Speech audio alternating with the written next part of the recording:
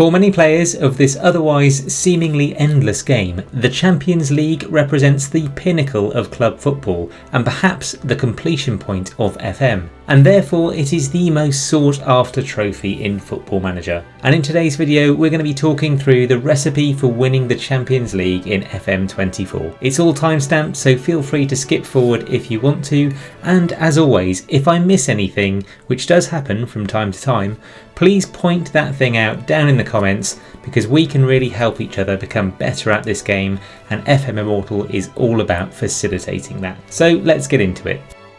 So what's not going to come as a surprise if you've seen any of our other videos talking about the building blocks of success in Football Manager is that we're going to start with squad. So the most important thing when it comes to being successful in this game is to have a very good squad. And where we get to the recipe for Champions League success, we're actually going to talk in more detail about that and focus in on exactly what you need by position. Now, 2 world-class players for every position for me is an absolute must. What that doesn't mean is 22 players that are world-class in your 25-man squad.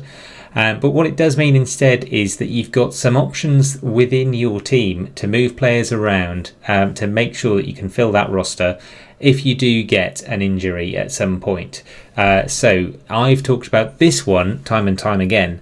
In FM24, goalkeeping injuries are rife, and you need not only a good backup, so we have Paulo Moraes as our kind of reasonable backup, and in previous FMs that would have been fine. We could have had our world-class goalie and Paulo Moraes as our backup, and job is a good one.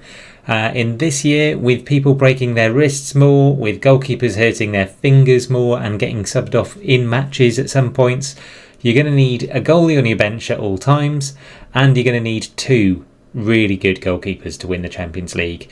Now, you'll probably be familiar with the 2 that I've got. Noah Atabolu is an absolute gem on this game, and he has been for a few FMs in a row.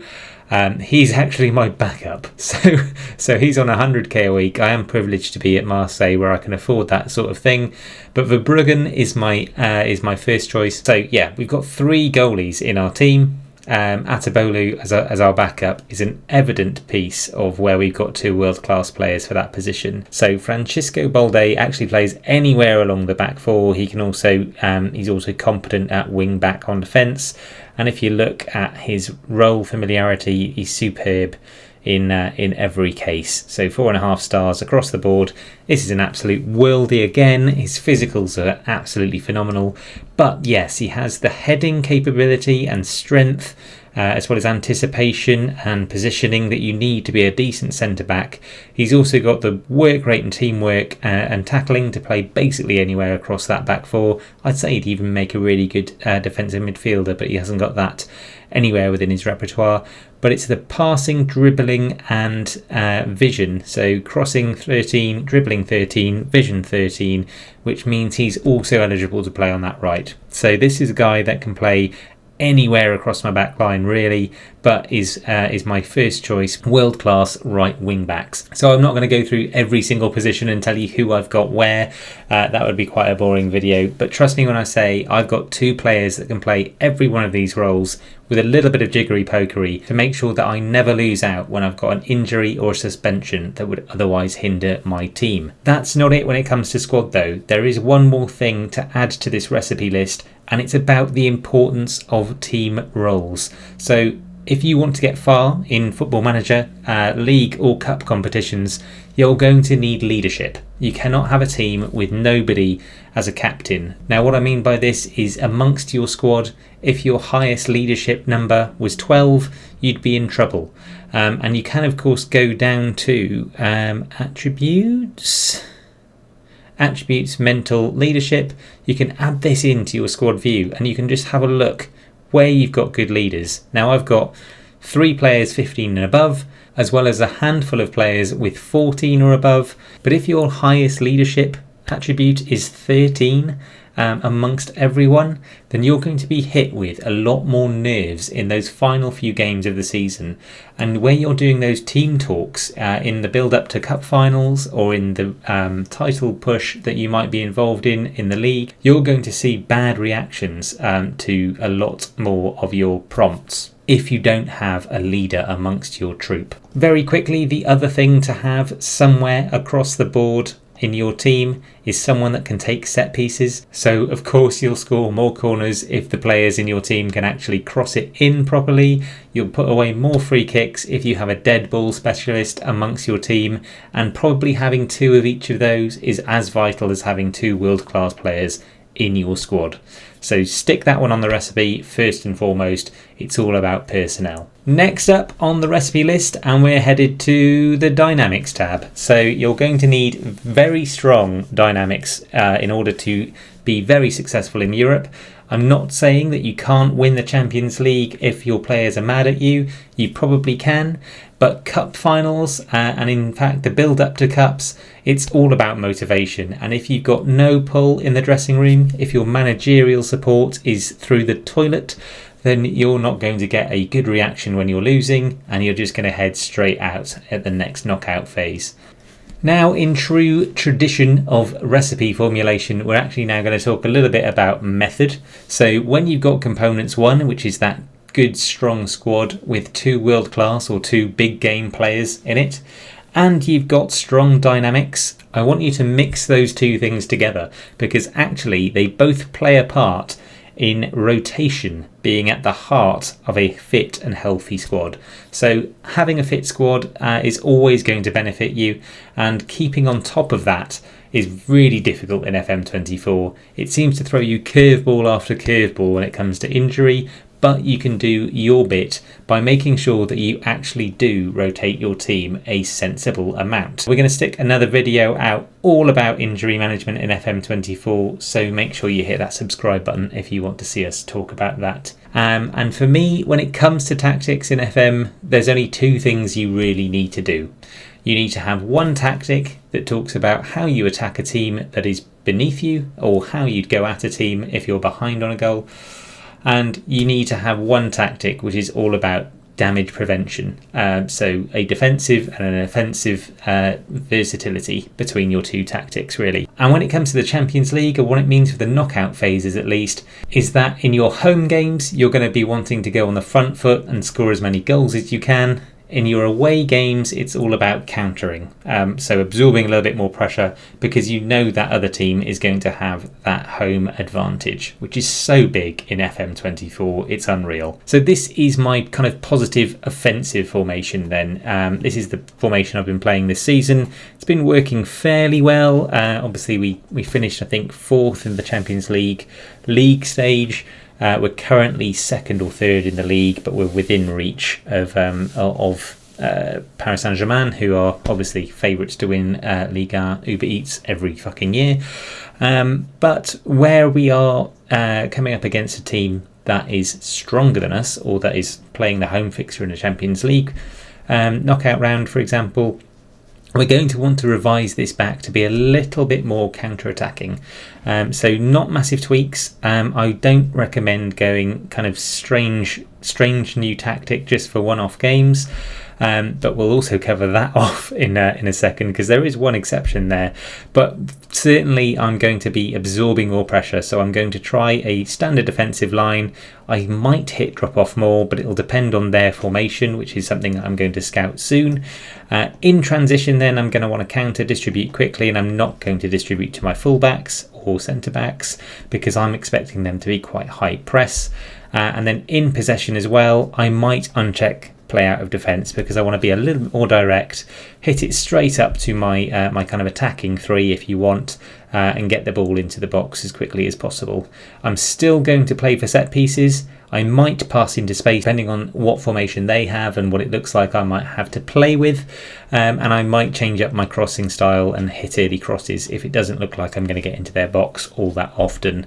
But certainly for a kind of starter for 10, those are the basic changes I'm making to ensure that I have a more counter-attacking style. The inverse of this then is if we're on the home fixture instead, it's playing the way you would play, but with a little bit extra pizzazz. So working the ball into the box, assuming you're going to be on top, and they're going to actually be sat back. The higher defensive line back on, and this is very much our plan A. This is the how do you get ahead in the game without thinking, we're going to concede at any point. Don't distribute so quickly, have a little bit more possession and play out of defence. So that was a plan A and a plan B, and that's a really important part actually of the knockout phases of Champions League success. So the in-game mechanics and match management are as important as all of this pre-game stuff. So if you are actually, observing that you've got more possession than you thought you might have, maybe try and go on the front foot even in the away fixture. But I don't think you'll have that opportunity that often in the Champions League. Depends what kind of calibre of teams you're drawing. In the last 16, you might get a Porto or a Benfica, which are actually slightly easier to get past, or you might get hit with a Bayern Munich and Inter Milan, a PSG, and then you're in trouble. Now on to the secret sauce of this recipe. So this is the stuff that I don't think is bread and butter anymore, and this is the stuff that I do that I don't think everyone does, so buckle up. This is talking about proper match preparation. So first things first, I'm looking at my team here and I'm seeing that I've got a couple of players who are going to have to play, or certainly Maxime Lopez, who is lacking sharpness. So I go to schedule, and I've already shit the bed, I think, because I don't have any time in between these matches. But if I did have time, I'd be playing a friendly and getting that player up to speed. I'd be doing that just to get the match fitness up, maybe even the confidence up, although we're not bad in terms of run of form. But that's kind of first and foremost, am I ready for this match? And what goes hand in hand with that is the training schedule. So looking at the calendar then, I can see that we've got 1 day of actual of training, and then for some reason some recovery. So this happens all the time in FM24. It happened even more in FM23, and I talked about it plenty of times last year. But when a new fixture comes in that wasn't otherwise scheduled, your training regime can be thrown out the window, and technically what I should be doing tomorrow, which I'm going to change now, is the physical kind of recovery and rest. So I'm going to keep that in. Then on Monday, I don't want to do recovery again. I wouldn't do recovery after just a one training regime Sunday. So I'm going to go tactical, I think, and we're going to go defensive shadow play. So because I think we're going to be on the back foot, it was either going to be that or transition press. But then you can see in between those matches again, so after the Champions League fixture, which comes in late into the schedule, all of a sudden we're being asked to travel and then go straight into double attack, another attack, and then another travel because we've got another away game. This is just not good for physicality. So it's going to prompt injuries. It's not necessarily going to help my team develop. I'm going to do a match. I'm just going to do a possession here, I think. Possession before lens, and then we've got a real recovery then after that. Then attacking patient, chance creation, that's all good. I think I'm going to put general attacking in, because by that point that's what we're going to want to do. Technical chance conversion as well, I quite like. And then we'll have a match tactical and transition press before we play them at home. So looking at that schedule and being really kind of meticulous about what goes where, I recommend doing that before and after every Champions League fixture, basically. The league games seem to be a little bit more better structured. So I've got Paris Saint-Germain away then. Not too much of a problem because we've got a good build up to that, and it looks like it's got recovery in the right place for the league fixtures. And then it looks like we might have an international break after that anyway. But if another fixture comes in, say we get past Nice in the Champions League, there's every chance that it's going to screw up that schedule again. And you're going to have to go back through and make sure that things like match practice, I didn't see this, match practice should not come directly after I've just played a match. So I almost missed this one. This is a sneaky one. But I definitely don't want to be playing a match with my squad the very day after we've played a Champions League match. That would have crippled my team for fatigue, and when we come to Lille at home, we would have been in trouble. Now this has already happened a few times this year in the Champions League. We've played a match, I probably haven't been paying too much attention, we've been absolutely knackered and we've lost to the next game. Then it's going to be about looking at key players for the opposition team. So you should have at some point in the calendar, I think if I go forward a day or two, there we go, a scouting report. So they are excellent with set pieces. So immediately I'm thinking defending corners is a very important one. High level of off the ball movement in the squad. So looks like I should be able to beat that. 7 of the 16 assists conceded have come from crosses, so that's very good because that plays to my strengths. I've got an absolute set of monsters up front. But then if I highlight or hover over their players, I'm seeing already that it's their wingers that seem to be delivering the goods. Nunez 7.07, Kefren Turam is a fantastic player, but certainly Colombo and Cantarino at 7.28 and 7.27 average rating. That's pretty scary. So I'm thinking I'm going to have to give these guys some real due attention. But this bit I love the most. So if I look at Nice and then I look at their schedule and senior squad, I can put in their opponent's formation as an additional column. So you can actually insert columns to the schedule list. If you didn't know that, write that one down because it's a good one. And what you can look at is where you have the data, but I can see where they haven't won matches. So they didn't win against Lens in the Cup, and there was a 4-2-3-1 DM AM wide formation there.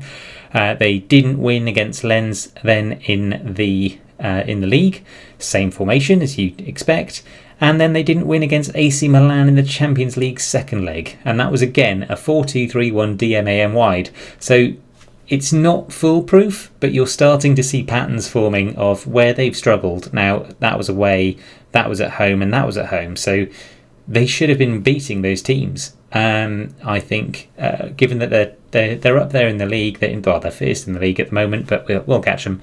But they have struggled clearly against kind of 4-3-3 formations, but 4-2-3-1 DM wide formations. So if I knew nothing about Nice and I was playing a team like AC Milan or Benfica or Chelsea, for example, and I didn't know how they were set up because we're 8 years into the seasons, then I'd be looking at this and thinking, well, this is the way I've got to set up to beat them or to not lose. And not losing in that first knockout phase is actually as important, really, if it's the away fixture. Because in your home game, you should be putting teams away. Now, what that says to me about my tactic is that a DM is probably a good idea. And what I might actually look to do now with that information and knowing that Lopez can actually play here to a reasonable extent is to move Tim and Pafundi back a bit.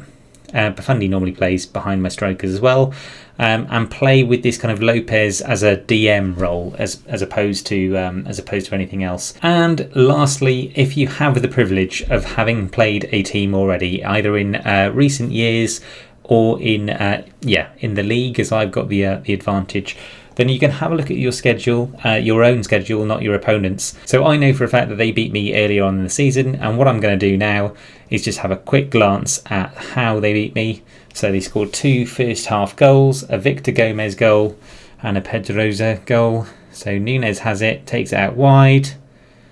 Victor Gomez, who I think is their right back, scored an absolute shit pinger, but it was against Atabolu, who hasn't got the greatest jumping reach. And then Nunez stuck it through. Yeah, that wasn't a very good goal either.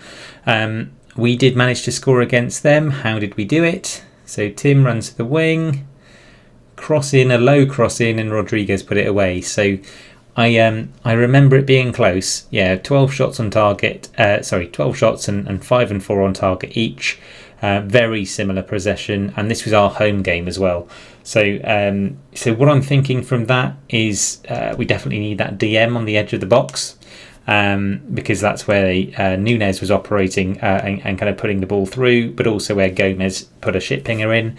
And based on the feedback that I've got on their aerial ability as well, I'm going to make sure that I play all my big boys. So that is my recipe for winning the Champions League. We'll have a quick recap, shall we? So I first of all talked about the importance of having 2 world-class or big game players in every position with a sprinkling of versatility, and if you haven't seen my video on versatile players already, we'll link it at the end. Then I talked about the importance of strong dynamics and having very good managerial support first and foremost, because that's going to be playing a huge role in the later stages. I talked also then about key roles like set pieces and leadership being as vital, I guess, as having the quality in every position when I talked about the squad, and how rotation kind of helps keep that squad fit. A plan A and a plan B is what you're going to need for the home and away fixtures, and then proper match preparation. So doing your scouting, looking at your opponent's results and what they've struggled with in terms of formations, looking at their key players and making sure you know what opposition instructions you're going to slap on yours, and then also looking at that training schedule, because everything just goes to shit when the Champions League fixtures aren't expected, so making sure you stay on top of that to help fatigue. But there's two more things I want you to know before you go, and one of them is the Football Manager Golden Rule, which is momentum is everything. And sometimes it's just best to not touch a single thing and just carry on going. If you've won the last match by 5-0, then why tweak anything in that next game? Now, the other thing, and what every good recipe needs, is a pinch of salt. And that's what I recommend you take this advice with, and all of my other videos as well, because I am quite experienced with Football Manager, but I am by no means perfect. And I really want to learn from every single one of you as well. So do take a pinch of salt with what I say. That's going to wrap it for today's video though, folks. We hope that our tips help you in succeeding in winning the Champions League on FM24. Let us know how you get on and we will do the same. Until next time though, my friends, adios.